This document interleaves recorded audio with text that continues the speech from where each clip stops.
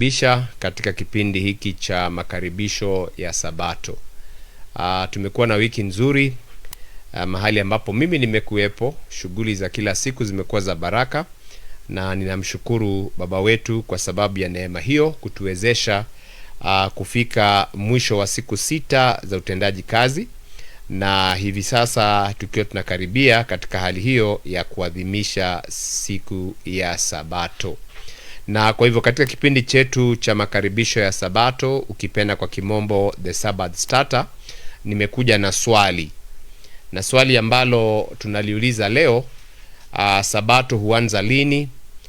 Kuelewa mwanzo wa siku kulingana na maandiko. Kwa hivyo kuwa tayari tukaendelea kuchambua neno hili, na natumai kwamba litakuwa la fanaka na baraka kwako, na ni asanti pia wewe kuwa wa baraka kwetu, mtazamaji mpendwa. Na tuweze kuomba.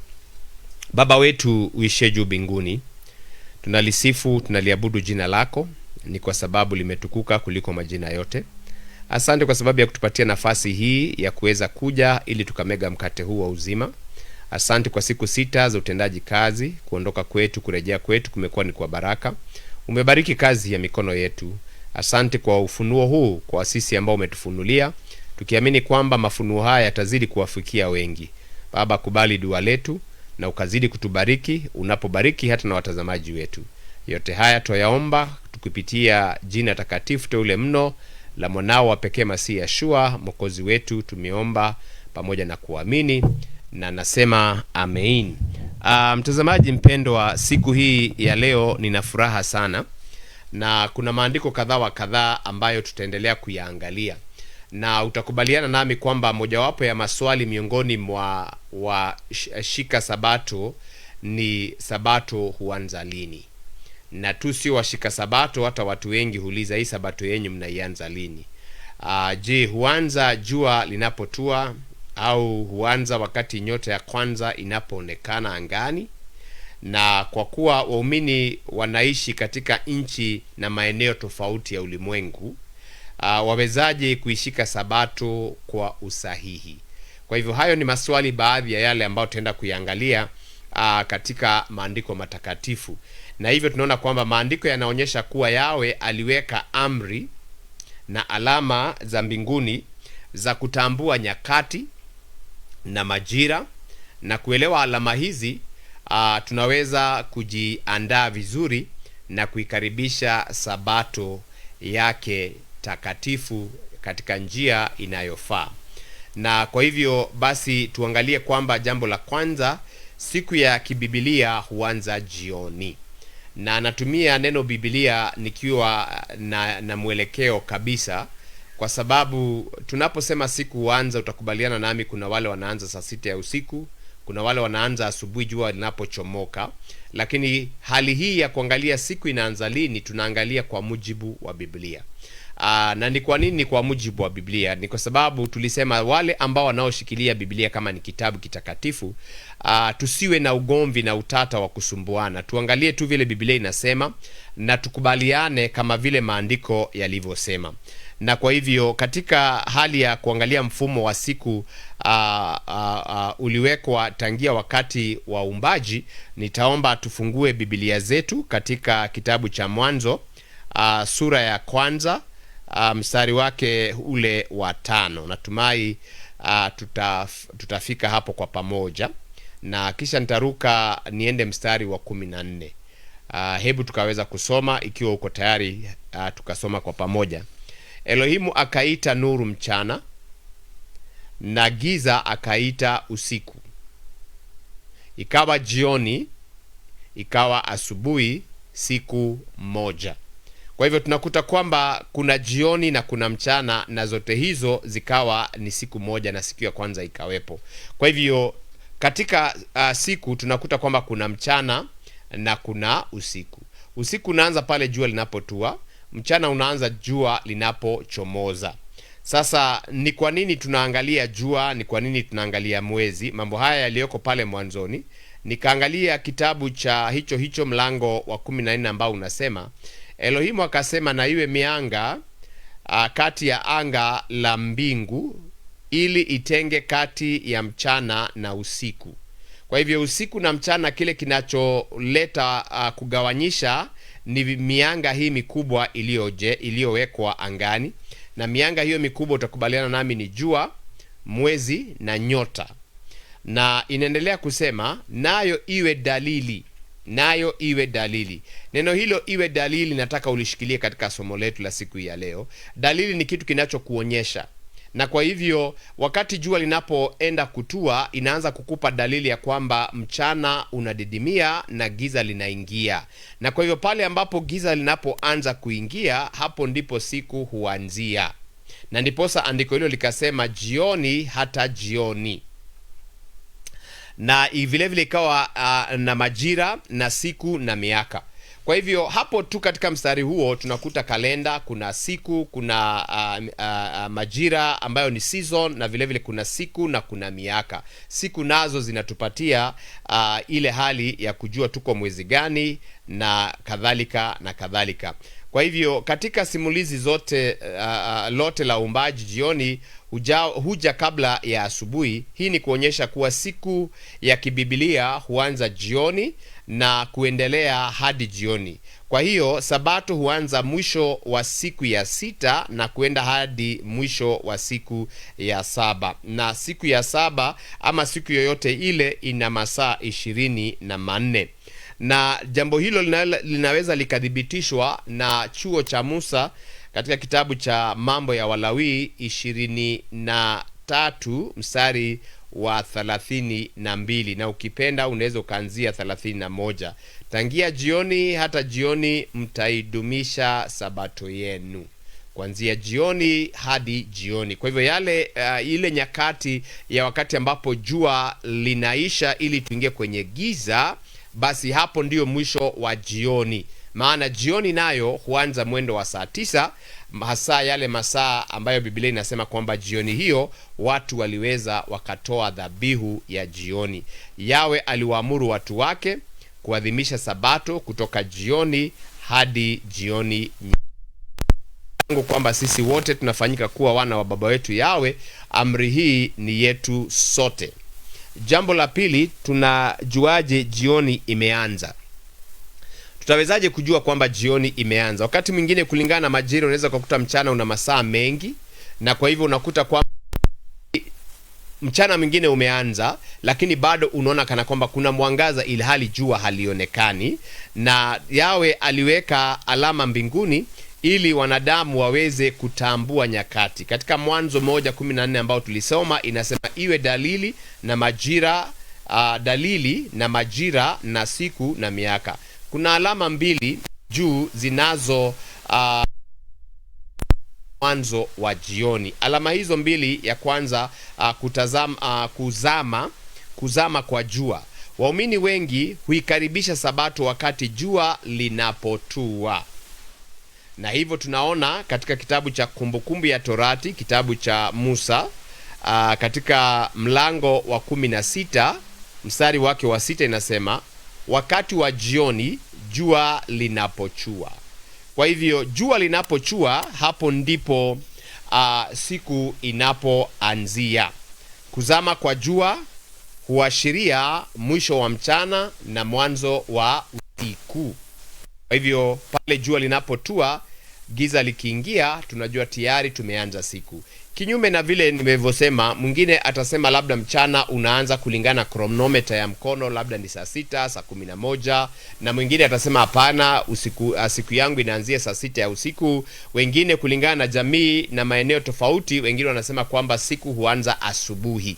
Lakini kama tulivyosoma katika kitabu cha Mwanzo, siku ya kwanza giza ndio iliyokuwa inatangulia. Kwa hivyo baba wetu aliposema na iwe mwangaza, giza ndio ilitangulia. Na vile vile hapo kuna mtazamo wa kiroho kwamba wakati kuna maombolezo, kilio huja usiku lakini furaha inakuja jioni. Kwa hivyo giza ndio huanza, kilio huanza, furaha ikaja. Vile vile pia mateso yaweza yakaja, alafu tukarejewa na furaha kwa wakati unaofaa.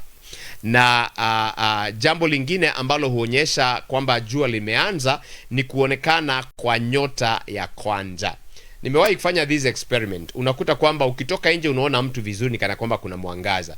Lakini ukiangalia juu ile unaweza ukaona labda nyota ya kwanza, ya pili, ukikaa unaendelea kuobserve, utaona ya pili, ya tatu, kidogo wakati giza litakapo kuwepo ndipo unapoona nyota nyingi, hasa wakati ambapo hakuna kutanda kwa mawingu. Na kwa hivyo hata kama kuna mwangaza uone kwamba kuna nyota imeonekana, tayari hiyo ni dalili ya kukuambia kwamba siku tayari imeanza. Wengine husubiri hadi nyota ya kwanza ionekane angani, na jambo hilo linatokana na kitabu cha Nehemia 4 mstari wa 21 ambayo inasema, basi tufanye kazi hiyo tangia mapambazuko alfajiri hadi nyota zitakapoonekana. Kwa hivyo wakati nyota imeonekana, basi inasema tayari sasa siku imekwisha kuisha, na kwa hivyo tunaingia katika hali nyingine. Aya hii inaonyesha kuwa kuonekana kwa nyota kulitambua kama mwanzo wa usiku. Kwa hiyo waumini wengi hutambua kuonekana kwa nyota ya kwanza kama udhibitisho kwamba mchana umeisha na sabato basi imeanzia. Na hata wewe unayenisikiliza siku hii ya leo, ningeomba leo ukafanya that experiment, kwa sababu mara nyingi watu hufundishwa, lakini wakishafundishwa wanakosa kufanya yale walioambiwa. Ningependa ukatoka nje ukaangalia kama utaona nyota, na labda ukae ni kana kwamba unafanya ni ile jioni siesta, unaangalia juu jua zinaenda, likishaanza kutua. Unajua sometimes hata ukiwa mahali ambapo jua linaonekana linaenda chini, panakuwaga na very nice view, na unaangalia ile maumbile ya Baba wetu wakati jua linapoteremka. Na ukiona jua linateremka, vile vile unainua macho yako juu, unaanza kuangalia kama utaona nyota. Unaweza shtukia une nyota ya kwanza, kidogo kaa ya pili, ya tatu, na inaendelea. Na iwe ni kama vile Ibrahimu aliambiwa hesabu nyota, akasema hizi hazihesabiki. Hapo mtu atatumia kutazama kwa jua au kuonekana kwa nyota ya kwanza, lengo ni ile kutambua mpito kutoka mchana kwenda usiku, na kutumia alama ambazo Baba wetu Yawe wa mbinguni aliziweka. Tunashukuru teknolojia, kwa sababu kwa hivi sasa ninaangalia kronomita yangu ya saa inaniambia ni 10:10 na kitu. Kipindi chetu tunaanza 10:10, lakini tunapoendelea kufundisha kuhusu makaribisho ya Sabato, unaweza ukakuta kwamba Sabato bado haijaingia. Na teknolojia inatuletea paka hali ya ukiangalia kwa Google itakwambia exactly wakati ambapo jua litakuwa limedidimia. Inakwambia labda ni saa 12:30, na kuna wakati kulingana na majira unakuta kwamba Sabato inaingia kama saa 11. Kwa hivyo lengo ni lile la kuhakikisha kwamba tunatambua mwanzo wa siku, si kulingana na mtazamo wangu binafsi, si kulingana na mtazamo wako binafsi, ni kulingana na mtazamo na ukweli unaodhibitishwa na kufundishwa toka katika kitabu kitakatifu cha Yawe. Niruhusu nipunge hewa kidogo wakati ambapo tangazo hili linapoendelea, alafu tuendelee kumalizia na Sabato huadhimishwa duniani kote. Je, Sabato inaadhimishwa duniani kote? Tukaweza kujibu swali hilo. The Sabbath is a gift, a time to rest, reflect and reconnect. At Taboga May Nakuru, we bring that sacred experience to your fingertips. Experience the word, feel the worship, and join our global family as we dive into the teachings of Yahweh every Saturday, live on our YouTube channel, Taboga May Nakuru. We live stream our services every week so that no matter where you are, at home, traveling, or overseas, you can stay connected to the teachings of Yahweh. Huende kawa sio tundu la kawaida, tundu la simba. It's more than just a broadcast. It's a community. Let's honor Yahweh together from wherever you are. Subscribe, like, share, and comment. Taboga May Nakuru, your digital sanctuary awaits. Asante sana mtazamaji mpendwa, ni ombi langu kwamba tutazidi kuwa hapa kwa muda mrefu, na hivyo tutazidi kuwaletea vipindi vya aina yake. Na kwa hivyo tunapoingia katika maadhimisho ya Sabato, usikose kujiunga na Messianic Voice TV wanapokuletea ibada ya siku ya Sabato ya kusanyiko la Messianic Assemblies of Yahweh.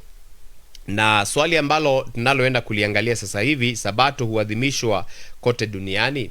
Bila shaka kuna watu sehemu mbalimbali ambao wanaoadhimisha Sabato kila sehemu. Hakukosi waumini, wawe wengi ama ni wachache, bado ni masalio, kwa kuwa dunia ina maeneo mengi ya saa tofauti, zile tunaziita kwa Kiingereza time zone. Jua hutua kwa nyakati tofauti katika sehemu mbalimbali za dunia. Na ni ukweli tunaweza kuwa tunaanza Sabato hapa tukipigia watu wa South Africa, unakuta kwamba wao wako natumai nyuma yetu kwa lisali zima. Ukinapoenda upande wa West Africa, tunapoanza Sabato unakuta tumewachana labda ni lisali moja. Ukienda as far as America unakuta tumeachana na masaa mengi sana, idadi ya masaa 10 kwingine, na kwingine masaa 7, na kwingine masaa mangapi haya, masaa hata 8. Na kwa mfano utakuta kwamba hapa kwetu Kenya siku hii ya leo nimeangalia inasema kwamba Kenya jua linaweza kutoa kitu mwendo wa 12 na dakika 34. So hivyo ndivyo ambavyo utakuta kwamba hapa Kenya mahali nilipo jua litaweza kutua hapo. Nashukuru sana kwa sababu ya watazamaji wetu ambao wako Kongo, wale wanaosikia lugha hii ya kitaifa ya Kiswahili. Nashukuru kwa ndugu zetu, na wasalimia nyote wale ambao mko Burundi na kina Remi Mboni. Nashukuru kwa wale ambao vile vile pia wako Rwanda, na kusaribia sana mchungaji tunamwita nani, Cleopas Lukitende, na wale wengine kina Wilonja Pala wakiwa kule Baraka Kongo. Na katika nchi za Ulaya zina nyakati tofauti kulingana na majira. Kwa hivyo unaweza kuta tunawachana na wale ambao kina Paul Bet wako Seattle kama masaa 10, tuna utofauti wa masaa 10. Na vile vile Marekani ina nyakati tofauti kulingana na eneo na sehemu mbalimbali. Australia, kwa rafiki yangu mchungaji wa Australia na kusalimia sana, lakini huyu asikii Kiswahili, maeneo pia ya nyakati za macho inakuwa tofauti sana. Kitu moja tunafaa kuelewa ni kwamba ingawa masaa hutofautiana, kanuni hubaki ile ile. Kwa nini? Kwa sababu ikiwa nitaangalia kronometa yangu hapa ni mwendo wa saa ngapi, hata tukiangalia kronometa hapa ya simu, hebu niangalie hizo time zone kidogo nikaweza kuelezea, kwa sababu vyombo hivi tuko navyo viko sawa kabisa. Kwa hivyo tukiangalia time zone kama kule Boston, mahali ambapo mchungaji Mungai yuko sasa hivi, ni mwendo wa saa 5 mchana na dakika 21. Na wale ambao wako Paris kule Ufaransa ni mwendo wa saa 11 jioni. Wale ambao wako Seattle kwa kina Paul Bet sasa hivi ni saa 2 na dakika 21 ya asubuhi. Sasa hebu fikiria, mtu ndio anaamuka na mimi ndio naanza Sabato. Lakini tukirudi katika fundisho inasema kwamba kanuni inabaki kuwa ile ile. Paul Bet hawezi akahukumiwa kwamba saa hizi ni saa 2 mimi nikifungua Sabato, kwa sababu alama ambayo iliwekwa na baba wetu Yawe ataiongojea paka wakati ambapo jua litakapotua. Kwa hivyo katika maeneo yangu haya jua linatua, lakini katika maeneo ambayo mchungaji Paul Bet yuko, basi jua limebakia kuchomoza dakika ama masaa kadhaa imepita. Kwa hivyo kila jamii huikaribisha Sabato kulingana na machweo ya jua na alama za jioni katika eneo lao. Kwa hivyo asubuhi sasa jua linawaka, na wengine tumesema wako Boston na ni Marekani, ni mwendo wa saa 5. Kalenda ya Yawe inaongozwa na mpangilio wa uumbaji wake, si saa zinazo tengenezwa na wanadamu. Kronometa hizi ni nzuri, zingine nimeangalia hapa kwenye simu ni nzuri, lakini inapofika mipango ya baba wetu Yawe, twende na mipango yake. Either uchague kwenda katika njia zake ama uzipuuze.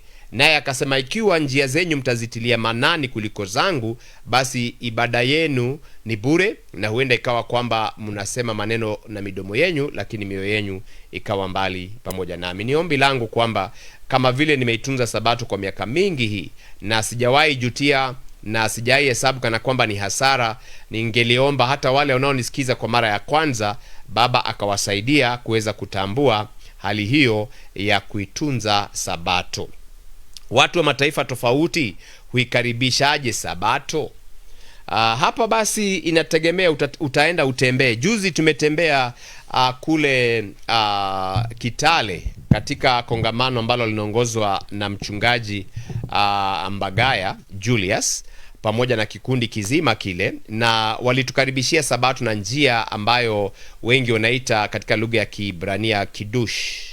Kidush ni kusema ni kusanctify, yani wanakaribisha ile siku kwa kumtukuza Baba aliyowapatia mizabibu, na kwa hivyo wanabariki kikombe cha mizabibu, na vile vile wakawa na zile recitations za kukumbuka, ikumbuke siku ya sabato itakase, siku 6 tenda kazi, utende mambo yako yote, lakini siku ya 7 ni sabato ya Yahweh Elohimu wako, siku hiyo usifanye kazi yoyote, wewe wala mwana wako. Yani kuna vile zinaandiko vitabu ambazo kwa kitu Kiyahudi wanaziita sida, na kwa hivyo hiyo ndio desturi yao. Nimewahi kuishuhudia, nimeenda katika nyumba za Wayahudi, wakawa kwamba wana hiyo tabia, alafu baada ya kufanya hayo maombezi ya kufungua sabato wanashiriki chakula kwa pamoja. Kuna wale ambao hapa kwetu Kenya, wengine sabato ikienda kukaribia, unakuta tunakutana kwa manyumba, tunakuwa na ushirika, tunaimba, tunaomba, alafu pia tunafurahia kwamba sabato imeweza kukaribia. Kwa hivyo kulingana na maeneo tofauti tofauti, watu hufanya njia zao za kitofauti. Unaweza kukuta kwamba katika setup ya familia wanaweza kukaribisha kukamilisha shughuli zao za kinyumbani, unakuta wamemaliza kufanya kazi, wametulia na baifu, kwa hivyo wakakusanyika kufanya maombezi katika living room. Na jambo hili si libaya, ni nzuri sana, na kushiriki chakula kwa pamoja. Wakati ambapo watu wamekuwa so busy hapa kule, kwa sababu sasa tumefunga biashara, wale wa kufunga biashara, wengine wanafanya biashara mpaka saa 4 ya usiku, na mwingine alitoka kazi saa 11, unakuta hawana nafasi ya kukaa mezani pamoja. Kwa hivyo tunaweza tukachukua sabato kwamba ni wakati mzuri wa familia kukaa pamoja, wakala pamoja, na vile vile pia wakawa na nafasi ya kuomba. Kwingine nimeenda kwamba nikaona hata kuna wakati nilifanya zoezi hilo kwangu binafsi, unakuta tunapofungua sabato inakuwa ni wakati wa mimi kubariki mke wangu, kubariki watoto wangu, na kuna tabia zingine vile vile pia unakuta kwamba wanasema giza limetoweka, basi wanachukua kiberiti, wanaasha taa ya minora nyumbani, wengine wanaasha tu mishumaa, wanafurahia wanapokula chakula wakati mishumaa hiyo inayowaka, na kwa hivyo wanafanya hali ya sabato kuwa ni ya furaha katika mankuli na mambo kama hayo. Wale ambao wanaofanya kama makusanyiko, kuna kufanya ibada za pamoja. Mnafika pale kwenye kongamano, wale wamekaribia hekalu ama sinagogi ama mahali pa maombezi, mnakutana, mnafanya kuendelea. Kama hivi sasa najua kule Mweki wameanza kuwa na hiyo tabia ya kufanya kidush. Unakuta wote wanakutana jioni, wanakuwa na fellowship, wanakuwa na hiyo hali ya kuburudika na hali ya kunywa mazao ya mzabibu. Na hapa kuna utata, lakini sitaujadili siku hii ya leo. Kutoa sala za shukurani. Wakati ambapo mmekutana, unapatia watu, wanatoa ushuhuda, wanatoa shukurani kwamba wiki yangu nzima imekuwa hivi na hivi, na vile vile kusoma na kufundisha maandiko. Kwa hivyo hiyo time ikitumika, nimeona wengine hata kwa social media wanakutana kwa manyumba, wanakuwa na mafundisho, wanakuwa na kuimba na kukula kwa pamoja, na vile vile kuimba nyimbo za sifa na vile vile na za maabudu. Na sitamwacha mtu ambaye ni binafsi. Usije ukasema kwa sababu sasa sina ndugu, sina dada, mimi ni kijana, niko kwa nyumba peke yangu, mimi ni msichana, niko kwa nyumba peke yangu, kwamba hawezi ukafungua sabato katika heshima zake. Unaweza. Na kwa hivyo kwa mtu binafsi ninaweza nikasema utafakari juu ya baraka za wiki. Hata wewe mwenyewe ukichukua kiti kama hiki, umetulia tu mahali hivi, haufanyi kazi yoyote, unaanza kutafakari, you just meditate, unaangalia wiki imeendaje. Baba ni asante, umenibariki, ukiwa tu peke yako. Vile vile unaweza chukua nafasi hiyo ya kuanza kuungama makosa na kujitakasa kiroho. Wewe kibinafsi unasugua roho yako na sabuni la neno, na vile vile pia kujihoji, ili kwamba hata utakapofika katika kongamano ambalo limejaa watu, unaweza vile vile pia ukaweza kufurahia. Na jambo lingine ni kama hivi ninavyofanya katika kipindi chetu cha makaribisho ya Sabato. Ukiwa pale nyumbani, unachukua simu yako unaiwekelea kwenye meza kama nilivyowekelea yangu, na wale ambao wamejaliwa kuwa na smart TV, nimewaona watu wengi wana switch on na basi wanasikiliza kupitia YouTube ama hata na Facebook. Hujitayarisha kwa ibada. Kwa hivyo unajua kwamba wale ambao wametolewa lesoni, so kabla mwalimu hajaenda kukufundisha, wewe mwenyewe unachukua hiyo lesoni, unaipitia, unasoma yale maandiko. Kwa hivyo wakati ambapo mwalimu atakuwa na kuelekeza, tayari mambo hayo uko nayo, na kama kuna kitu huko umeelewa, utapata nafasi ya kuuliza swali ama litazidi kupenya zaidi. Waingereza wanasema still water runs deep, kitu ambacho kimesimama mahali pamoja, hasa kama maji inaendelea kuzama chini. Kuingia katika pumziko la Yawe kwa moyo wa shukurani, na vile vile pia ukiwa peke yako unatafuta nafasi ya kulala hata na mapema kuliko vile umezoea kuwa unalala. Ingawa desturi zinatofautiana, kusudi vile vile pia ni moja, ni kuheshimu Yawe na kufurahia Sabato yake takatifu. Kwa hivyo natumai kwamba sijui kama director muda wangu umekwisha, lakini nashukuru kwa sababu ya wale ambao waweza kujiunga pamoja nami katika kipindi cha Sabato. Hatua ya mwisho ambayo labda tungeijadili wakati unaokuja, nitaiangalia kwa mapana na marefu. Sabato huwa na raha zake sana, hasa unapoangalia umuhimu wa maandalizi. Na ukisoma kitabu cha Kutoka 16 utakuta kwamba waliweza kujiandaa vizuri. Sabato inakuwaga na raha pale wakati ambapo umekuwa na maandalizi ya mapema, na si Sabato peke yake. Nimeanza kujifunza kwamba hata ukitaka mpangilio wako wa siku ukaenda vizuri, jiandae usiku. Kwa hivyo kabla haujalala, unajua kesho ukiamka ni yapi utakayoyafanya, na hata nguo zile utakazovaa tayari umejiandaa. Husaidia kukomboa muda, na jambo lingine pia inasaidia consciousness yako. Ukipanga kitu alafu ulale, kama hiyo jambo iko kwa mawazo, akili yako itakuwa inakusaidia kufanya kazi kabla hujaamuka. Na kwa hivyo jipange, akili tayari shaanza kujipanga, na kwa sababu fikira za mwanadamu ndizo hufanya kazi, utakuta kwamba itakuwa inafanya kazi. Unalala ukijua mimi ndio mwalimu wa lesson, unalala ukijua nitakuwa hapa. Akili zako tayari zinakuaga zimeanza kukuandaa na kazi inakuwa ni nzuri. Kwa hivyo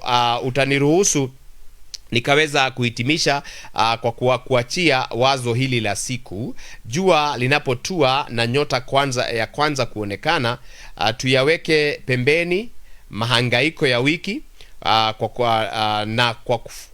kwa furaha tuikaribishe Sabato ya Mtakatifu Baba Yawe, wakati mtakatifu wa pumziko, ibada ya ushirika na Muumba wetu. Kwa hivyo nasema Sabato njema, happy Shabbat. Na tunaposema happy Shabbat unaweza ukasema happy day, ninaposema happy day unasema happy Shabbat.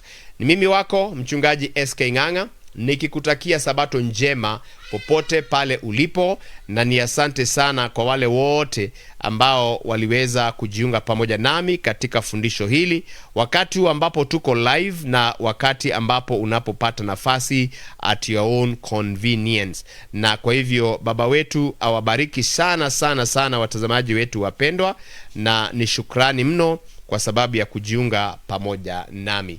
Hadi tutakapoonana wiki ijayo kwa majalio yake Baba wetu Yawe. Shalom Alechem.